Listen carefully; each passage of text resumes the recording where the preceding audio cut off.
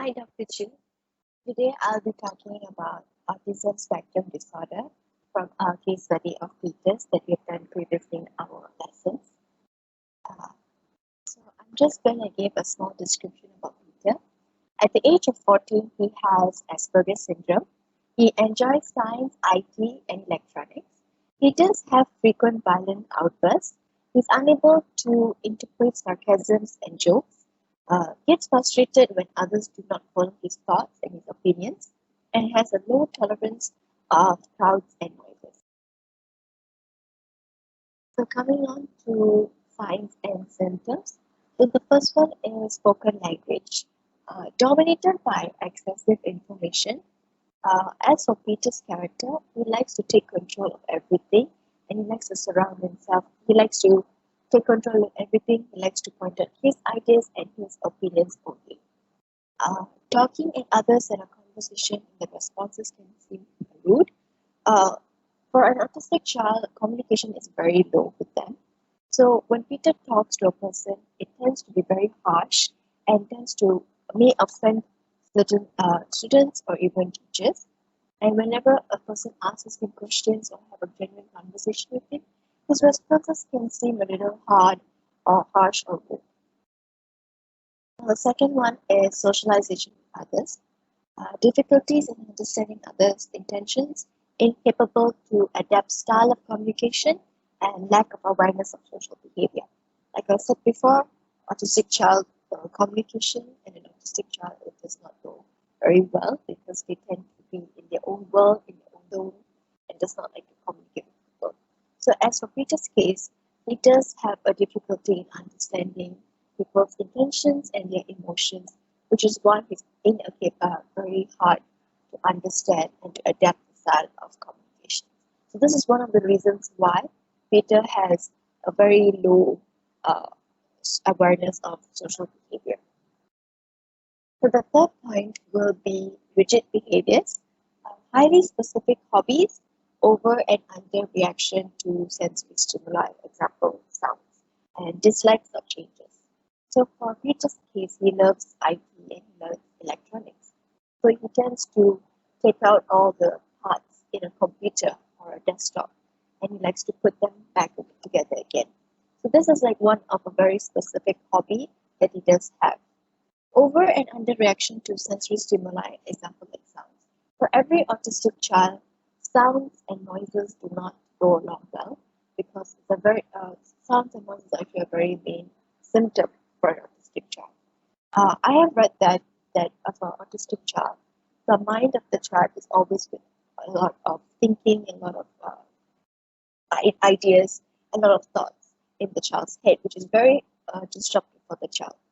And whenever there is sound or noises, loud noises outside or surrounding the child, it would definitely trigger the child a lot more. This and that is why it becomes one of the symptoms. Dislikes of changes. Peter have a very always like to follow by the rules. He does not like disruptions anywhere whenever he has a secular timetable. So whenever things change, this will affect him and would definitely trigger him into becoming very angry and irritated. So now coming to the problems attributed by and reported by Stanko using the theory of mind, also known as mind blindness. Theory of mind is actually referred to the inability for a person to be able to understand the person's thoughts or feelings whenever they have a conversation or any types of communication. And this is one of the reasons why they have lacking in social and communication skills. So based on the theory of mind and also from this case study, I have found out three things that is related to the theory of mind. The first one is unable to respond to other people's facial expressions or feelings.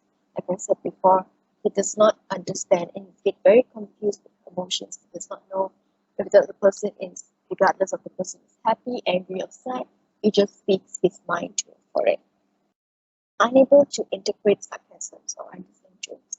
For an autistic child, it tends to be very blunt with them and very direct and straightforward. They don't have emotions when they have communication. So obviously for Peter, he does not know when to laugh when it's funny, or when to be angry with certain things, or when to be sad with certain things.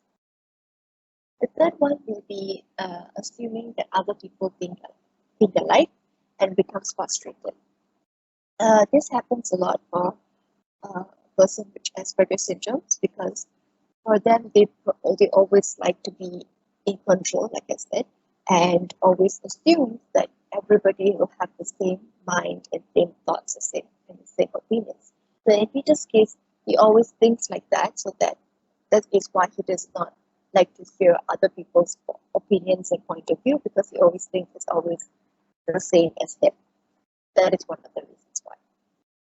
Moving on to the difficulties of using this theory. So basically, there are certain things that are also not related in the theory of mind, which also which is also based on Peter's case study. So the first one is above average cognitive and reading skills. Like I said, he's very good in his IT, and he loves to read IT magazines and books. So it develops him and gives him a very interest in a little bit more. The second one is interpreting others as behavior as an attack. As like I said, if anybody triggers him in a way or talks behind his back, this will make him think they're talking behind his back. It will trigger him and will attack the student or anybody that is around him, which is very dangerous. The third one is low intolerance in crowds and so there are two theories that actually are not related to the theory of mind that we have found out. The first one is executive dysfunction theory, which is low inhibition, pure emotional control, and low self-monitoring. For low inhibition is Peter's aggressive behavior that tends to happen often. Pure emotional control is whenever he assumes things that people are talking behind him and talking bad about him, that provokes him even more and ends up attacking the student. And the third one is low self-monitoring, when Peter becomes violent. So whenever the child becomes violent, they would throw a violent outburst, for example, throwing the tables, kicking chairs, breaking things in the classroom, and also screaming. So the second theory that I found out is the weak central coherence theory, in which it has high ability in learning interesting subjects, above average cognitive and reading ability, and low tolerance in crowds. So high ability in learning, which is obviously his favorite subjects, is science, IT, electronics. His average cognitive reading, which is he loves to read magazines and he knows all factual information about certain things. And the third one is always like the low tolerance in crowds, which is a very general type of symptom that occurs in autism. Now moving on to the factors in the environment. So one of the factors that I choose in the environment is the school, because that is what Peter's day-to-day life is, which is his school. So this I think will help him. I feel feeling that this might help him, and also this will help the teachers more because they will have a greater understanding from the child, from a special needs child. So the first one is communication and a booklet development. So a communication is a very important key for a teacher to communicate and to bond with the students. And for a special education student, it is very, very important, and it's a very main key priority. Obviously, autistic child, they do not like to talk a lot and they do not communicate that much, but to follow steps and to follow baby steps in communicating with them and opening up, this might open up the child more, and so that the teacher can get a better understanding of what the child is going through. The second one is a booklet development. I actually found this from one of the recent research study case that happened in a school where they have a yellow booklet that refers to only autistic children, special needs children who have them. In this booklet, they have all the information of subtopics and key subtopics and assignments and homework that is written for them. And this actually helps the teacher in understanding where they have already done their session with them.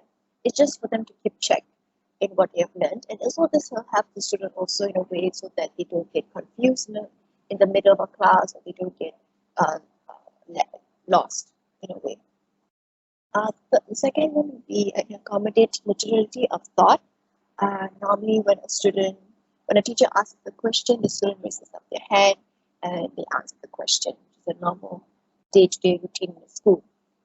But for an autistic child, they tend not to raise their hands up very frequently unless they know the answer. So for a teacher, it's very important to allow autistic child to give them the chance to speak and to answer the question so that they don't feel left out.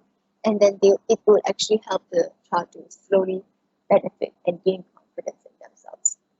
The second one is a clear routine in the classroom. As I said before, every autistic child, they throw a tantrum if things do not go their way. So to have a clear routine and a clear timetable for them, it would definitely help them not to be stressed or be frustrated. So now coming to my recommendations that I have found um, that will be helpful for Peter in a way, but obviously there'll be two people that need to be helped out in this situation, which is his teachers and his parents. So the first one would be decision-making strategy. Um, for Peter, for Peter's case, for Peter's case, he tends to always have his own opinions and his own thoughts, and a teacher and the teachers should always give him choices so that he can understand and he also can be able to be a bit open-minded with certain things. So to, for example, direct modeling or role play. So to have a one person, like one buddy for him, only one person that can be paired with him, then they can have a very basic conversation, a slow conversation, or maybe a student who has the same interest as him. This will actually help him to be a bit more vigilant and be more open-minded when it comes to group discussions in the future. The second one would be the visual system. As you see, as you had heard before, he has very good cognitive ability and reading ability, and he is very good in science, IT, and electronics. So to using flashcards to identify pictures for him will help him in his writing skills. So this will help him to identify and will have a very good memory and also a very wide imagination for him. This also will help him to categorize his information whenever he needs them so that he get able to remember all the images and the pictures whenever he tends to have any assignments or homework. So that is all for my presentation. This is my references that I referred to. And thank you so much, Dr. Chu, for listening to my slide, presentation.